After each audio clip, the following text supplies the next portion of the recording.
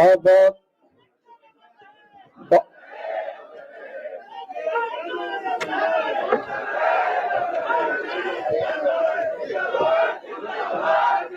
सम्मानित साथियों बहुत बहुत धन्यवाद। बहुत बहुत धन्यवाद। आप लोग अपने यथावत स्थान पर बैठ जाएं।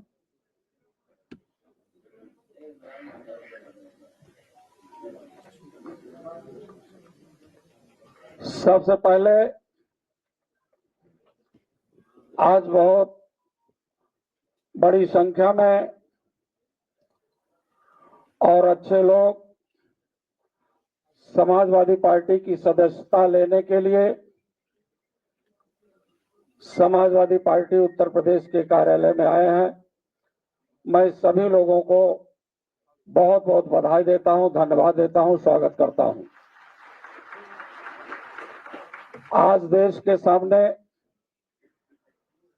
बहुत बड़ा संकट है और उस संकट का सामना करने के लिए समाजवादी पार्टी के राष्ट्रीय अध्यक्ष जी ने उस चुनौती को स्वीकार किया है और उस बड़ी चुनौती को, जो संविधान और आरक्षण देश से खत्म किया जा रहा है, ऐसी चुनौती को स्वीकार करने वाले समाजवादी पार्टी के राष्ट्रीय अध्यक्ष माननीय अखिलेश यादव जी का साथ देने के लिए पूर्व में कैबिनेट मंत्री रहे और वर्तमान में राष्ट्रीय संयोजक सामाजिक परिवर्तन मिशन के राष्ट्रीय संयोजक हैं माननीय दद्दू प्रसाद जी अपने बहुत से साथियों के साथ आज पार्टी की सदस्यता ले रहे हैं। बहुत बहुत धन्यवाद।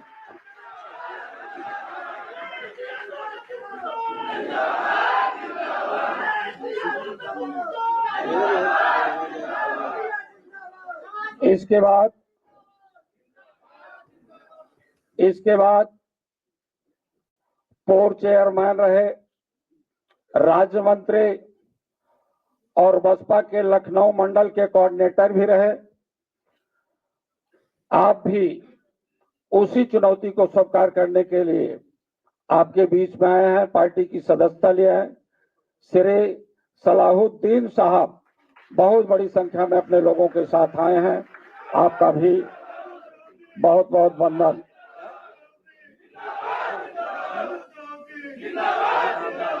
बुलंद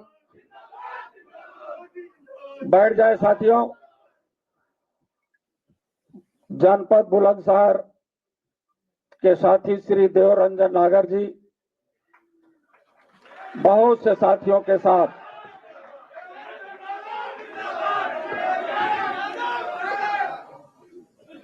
श्री जगन्नाथ कुशवाहा जी, इन्होंने बड़ी संख्या में मौर्य समाज के लोगों को ला करके माननीय राष्ट्रीय अध्यक्ष जी के पास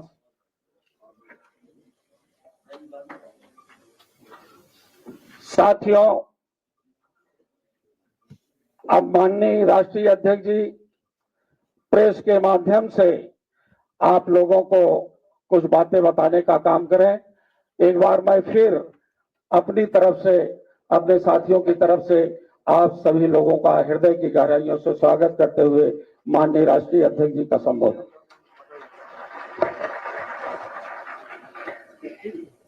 मैं सबसे पहले अपने प्रेस के साथियों का बहुत धन्यवाद देना चाहता हूं। आज बहुत खुशी की बात है कि आज समाजवादी पार्टी में बड़ी संख्या में सभी लोग सदस्यता ले रहे हैं। सबसे पहले पूर्व में बहुत समाज में काम करने वाले, जमीन पर गरीब, मजलूम, बहुजन समाज के लोगों को जोड़ने वाले, समय समय कठिन परिस्थितियों से भी निकलने वाले दद्दू प्रसाद जी, उनका मैं स्वागत करता हूं। समाजवादी पार्टी में आज शामिल होने के लिए मैं उन्हें बधाई देता हूं उनके बड़ी संख्या में साथी जो यहाँ पर मौजूद हैं उनका धन्यवाद देता हूँ। बहुत बड़ी संख्या में जो हॉल के बाहर हैं, जो अंदर नहीं आ पाए हैं, मैं उनको भी बधाई देता हूँ।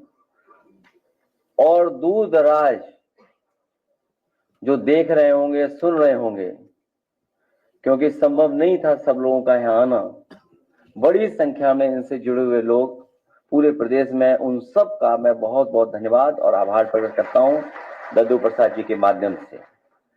इधर सलाउद्दीन साहब से बहुत बार चर्चा हुई, इनके बहुत साथी सहयोगी समय समय पर हमसे मिले, ये दूसरे दल को मजबूत कर रहे थे। अब समाजवादी आंदोलन को और समाजवादी लड़ाई को आगे बढ़ाने के लिए मैं सलाउद्दीन साहब का और उनके साथ जितने सहयोगी साथी आए उनका बहुत बहुत धन्यवाद और आभार प्रकट करना चाहता हूँ।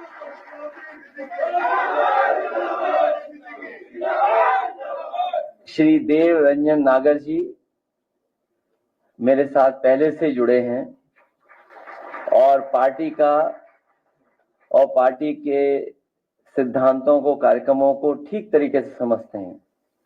और आज जो राजनीतिक परिस्थितियां हैं और दुनिया में जिस तरह की राजनीति चल रही है, जिस तरीके से टेक्नोलॉजी और तमाम विचारधाराओं का प्रभाव डाला जा रहा है, उन सब चीजों को समझने वाले मुझे खुशी है कि आज देव रंजन नागर जी समाजवादी पार्टी में आकर के हमारी पार्टी को मजबूत बनाने का काम करेंगे। भविष्य में सरकार कैसे बने उस दिशा में लेकर जाएंगे। जगन्नाथ कुशवाहा जी पूर्व बसपा संस्थापक हैं, प्रदेश कार्यकारिणी समिति में हैं और उनके साथ बड़ी संख्या में लोग आए, मैं उनका भी बहुत बहुत धन्यवाद देता हूं। ये सभी साथी वो लोग हैं जो पीडीए की लड़ाई को, संविधान को बचाने की लड़ाई को, देश के कानून को बचाने की लड़ाई में, देश की अर्थव्यवस्था को बचाने की लड़ाई में, हमारे किसानों के सम्मान के लिए, जो हमारे दबे कुचले हैं, जो पीड़ित शोषित लोग हैं, जो बहुजन समाज के लोग हैं, उन सबको सम्मान दिलाने के लिए जो बड़े पैमाने पर भारतीय जनता पार्टी बेरोजगारी फैला रही है, महंगाई बढ़ा रही है, हमारे बाजार को खत्म कर रही है, उस लड़ाई में हमारा साथ देने के लिए आए, मैं इन सब का बहुत बहुत धन्यवाद और आभार प्रकट करना चाहता हूं।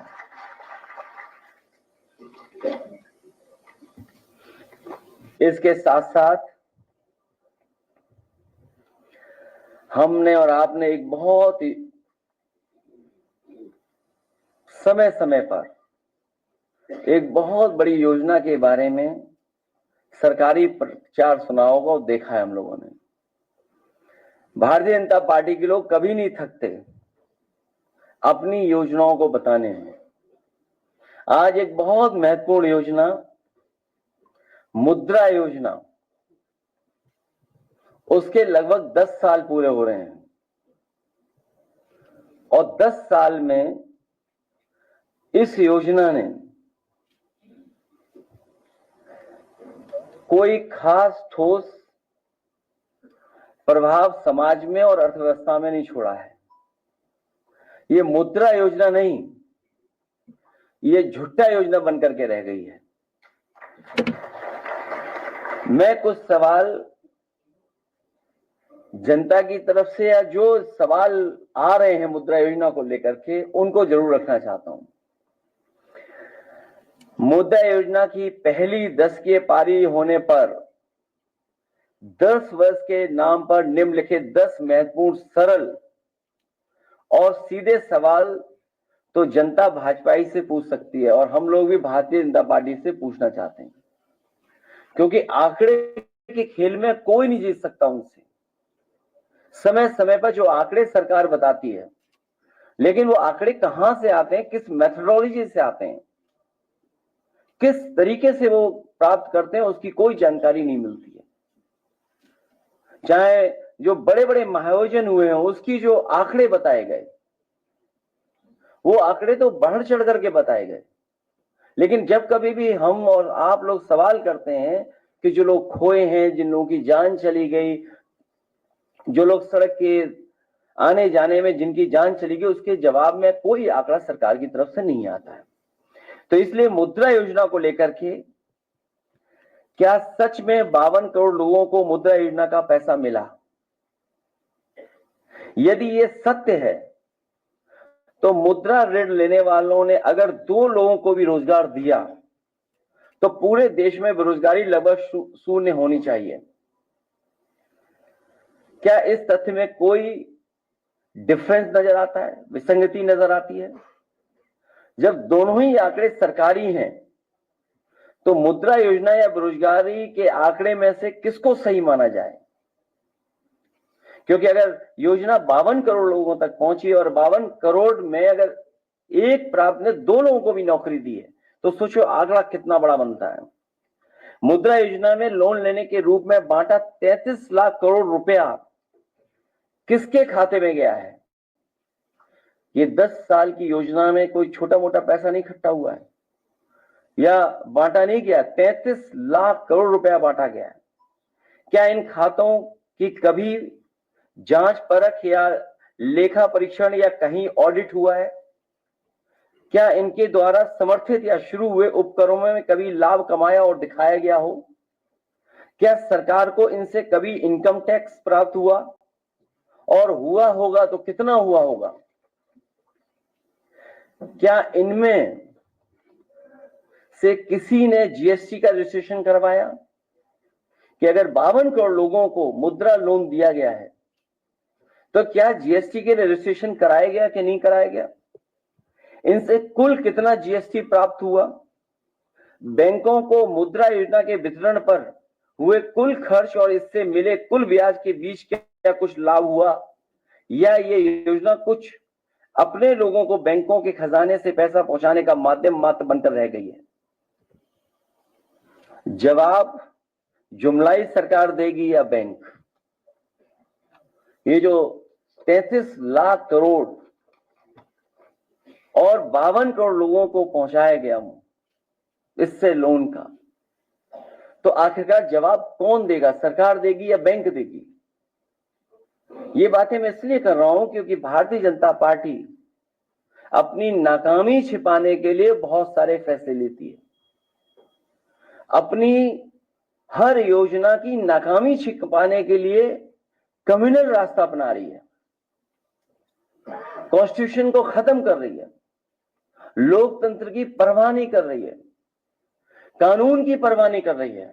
और एक बात और मैं कहना चाहता हूं कि अगर राम जी या सुमन जी के साथ कोई घटना होती है या समाजवादी पार्टी के नेता के ऊपर किसी तरह की कोई घटना होती है तो उसके लिए जिम्मेदार कोई दूसरा नहीं, मुख्यमंत्री खुद जिम्मेदार होंगे, क्योंकि मुख्यमंत्री खुद